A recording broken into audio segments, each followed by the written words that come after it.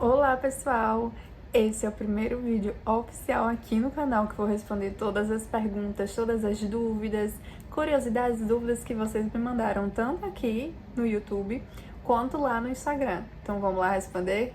Essa aqui é sempre a campeã, quase todo vídeo tem perguntas sobre esse assunto que é essa pequena aqui, essa lindeza aqui. Perguntaram aqui, eu tô aqui com um caderninho, tá? Que eu vou colar as perguntas. Quem é a menina que aparece nos vídeos? É sua filha?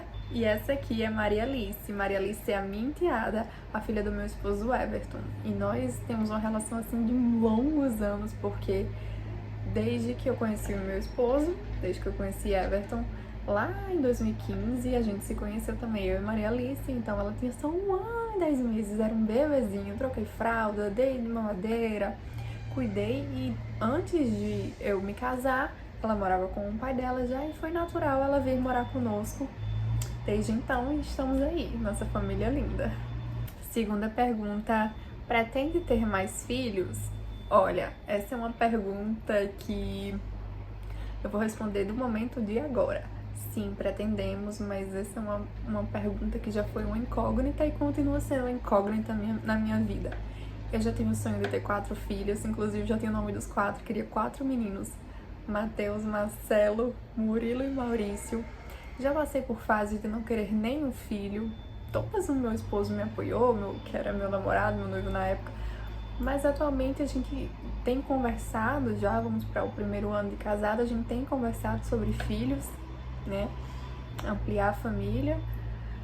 Mas talvez no máximo 1, e enfim, não tenho certeza ainda sobre prazos. O que eu tenho certeza é que se a gente for ter um filho, eu quero ter até os 35. Hoje eu tenho 31, então até os 35 eu quero ter mais um bebê aí pra aumentar nossa família. Próxima pergunta, você tem religião? Eu me considero, me intitulo cristã, porque eu acredito em Deus, sigo os princípios bíblicos.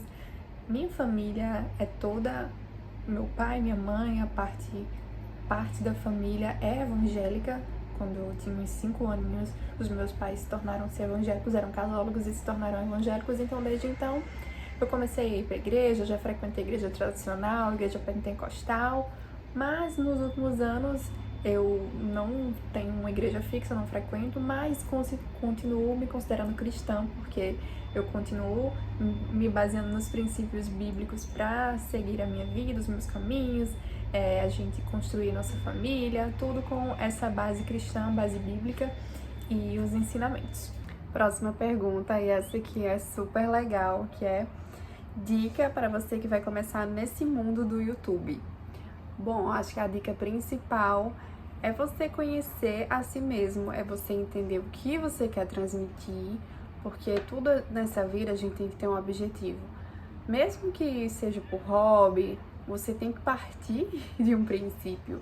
E é muito mais fácil a gente falar do que a gente gosta de explanar, do que a gente tem conhecimento. Obviamente que se você tem um conhecimento assim muito específico, tipo, como trocar dica para quem vai começar nesse mundo do YouTube.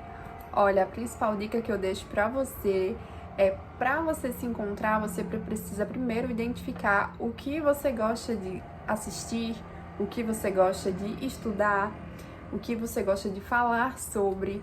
Acho que esse é o principal começo, você identificar qual o seu objetivo aqui, porque mesmo que seja por hobby ou para ganhar dinheiro, qual seja o seu objetivo, você tem que focar nisso. Então, procure identificar o que motiva você, o que faz os seus olhos brilharem para falar sobre o assunto.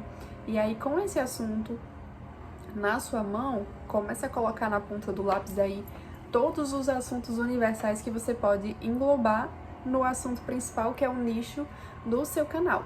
E a partir daí, ó, o céu é o limite, porque depois disso, você vai começar a consumir conteúdos específicos. Tem muito canal aqui no YouTube te ajudando a começar um canal do zero. Tem a Paty Machado, tem a Dicas do Gelli.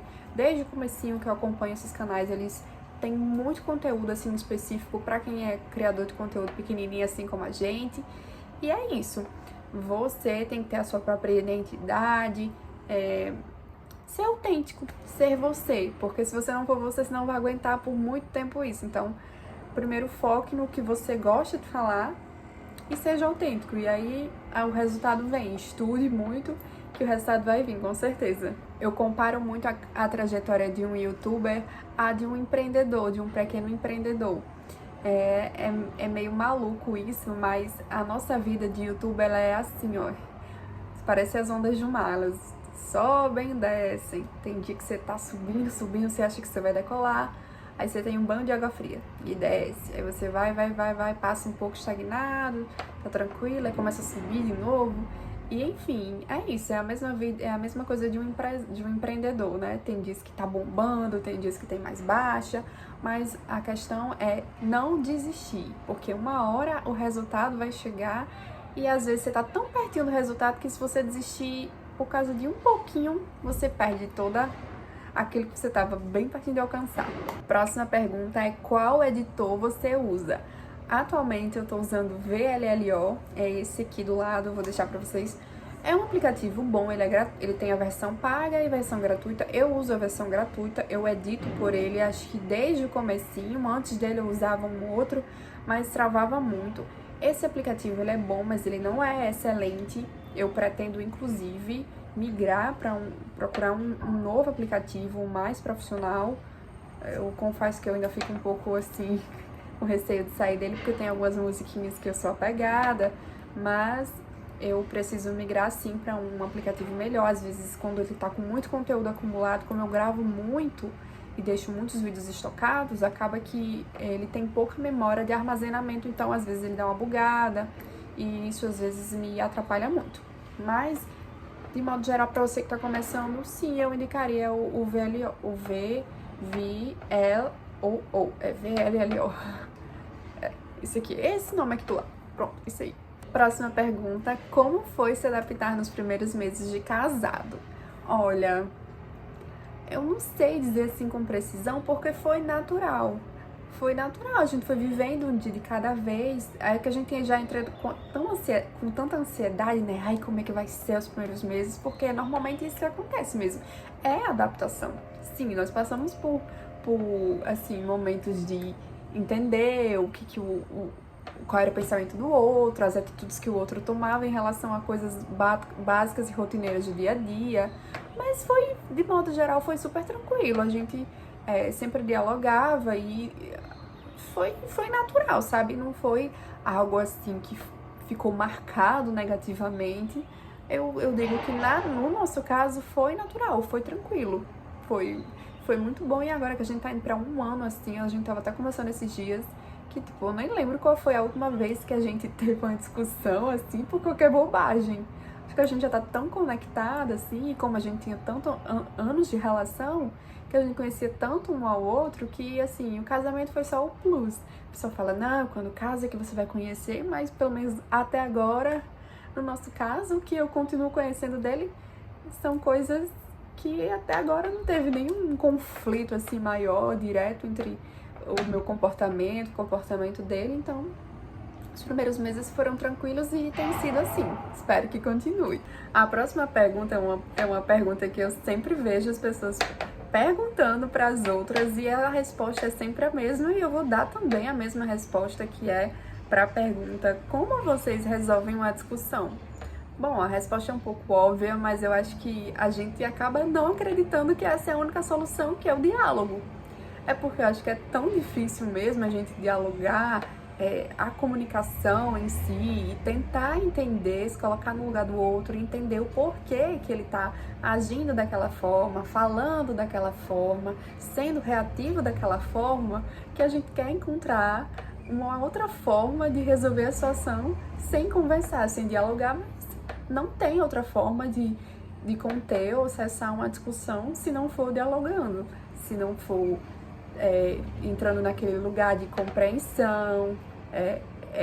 Às vezes é fácil falar, mas é difícil fazer, e realmente é difícil.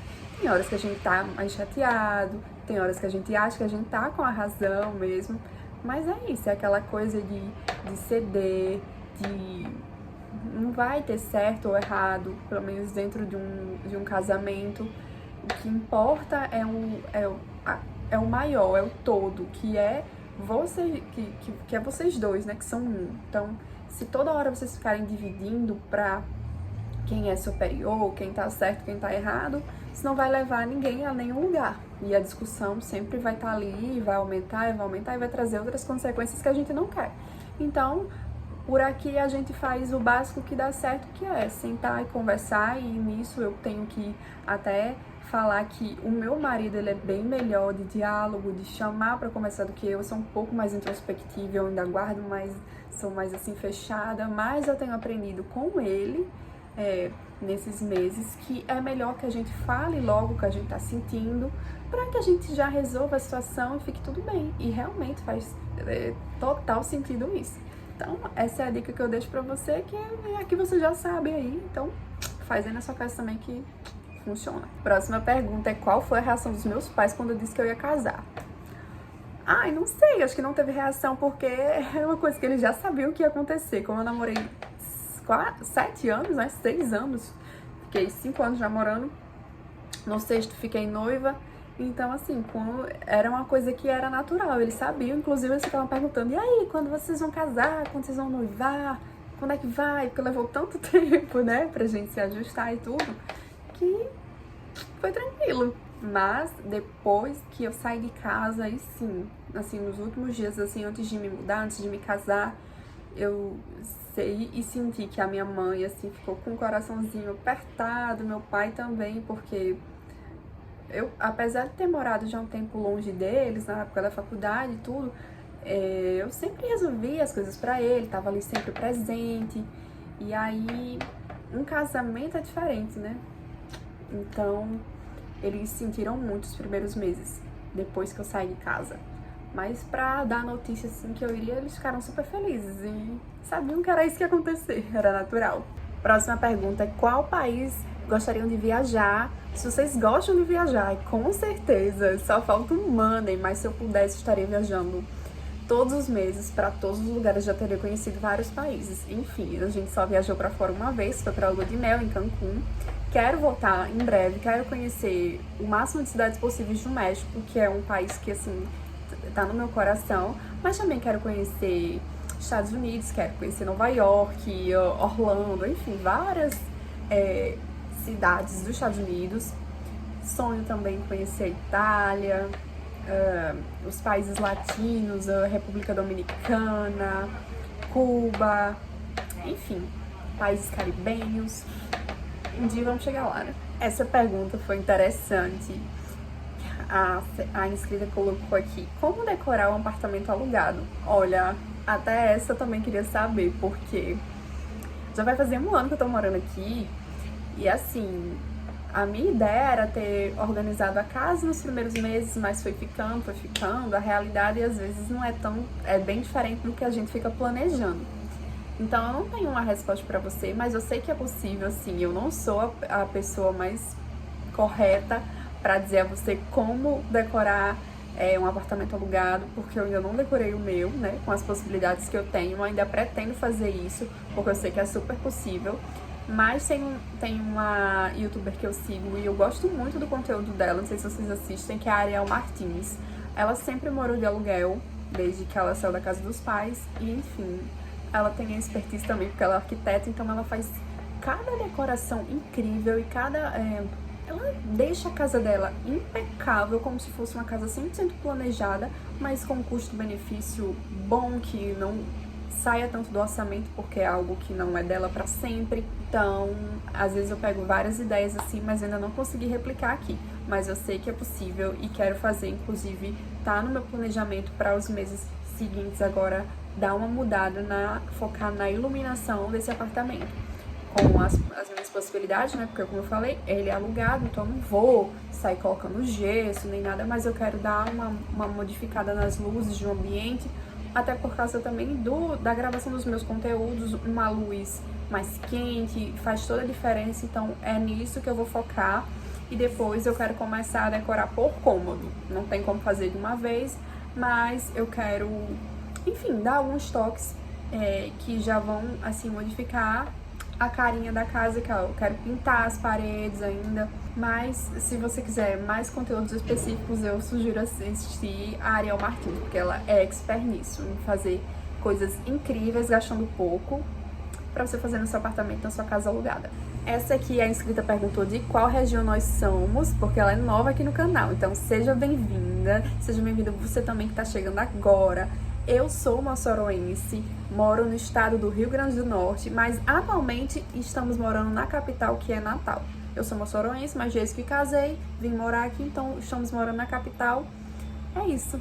Sou potiguar, norte rio-grandense, nordestina, moçoroense e também agora sou natalense. E o meu esposo, ele é carioca só de coração, porque nasceu lá, mas morou muitos anos também em Maceió e depois veio para Natal e aqui se estabeleceu e aí foi nós nos conhecemos.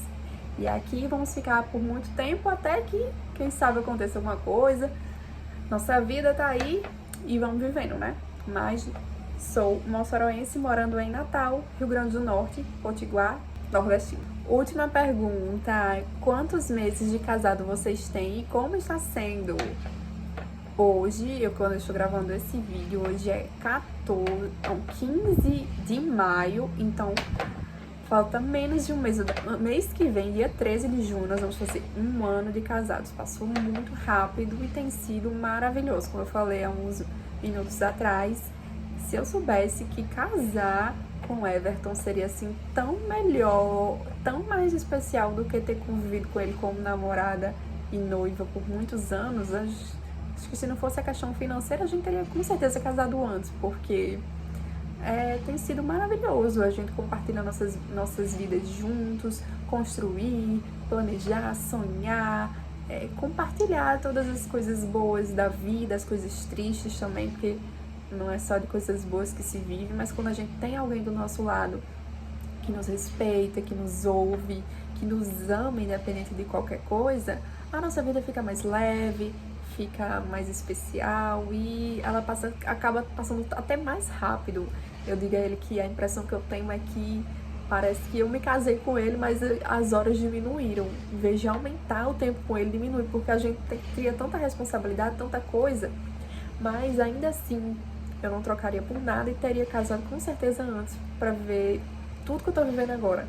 Então, se alguém diz pra você que não case porque é ruim, porque é problemático, porque vai dar errado, ignore essas pessoas e foque no que é positivo. Que às vezes você tá perdendo de se casar o mais rápido possível com uma pessoa especial, que é aquela pessoa que você vai passar o resto da vida, porque fulano, que viveu uma experiência ruim e negativa, trouxe esses pensamentos negativos pra você também. Então, talvez não aconteça com você, talvez aconteça, mas comigo, graças a Deus, não tem acontecido. Tem sido muito especial e muito maravilhoso esse primeiro ano de casado, e assim espero que continue por muitos anos. Então é isso, pessoal. Eu espero que eu tenha compartilhado aqui um pouco e respondido as perguntas que vocês queriam saber. Se você tem mais alguma pergunta, deixa nos comentários que eu posso trazer um próximo. Esse foi mais um bate-papo mesmo, porque eu gosto de ser o mais transparente possível e dizer, às vezes vocês têm curiosidade sobre a minha vida, então esse é um vídeo específico pra isso, pra gente ficar mais juntinho, vocês entenderem e saberem um pouco mais da minha vida e da minha família, tá bom? Então, se você quer me acompanhar mais em tempo real, você já sabe, vai pro meu Instagram Casando30_. Eu vou ficando por aqui. Se é novo, já aproveita para se inscrever e assistir todos os vídeos. Beijo, tchau!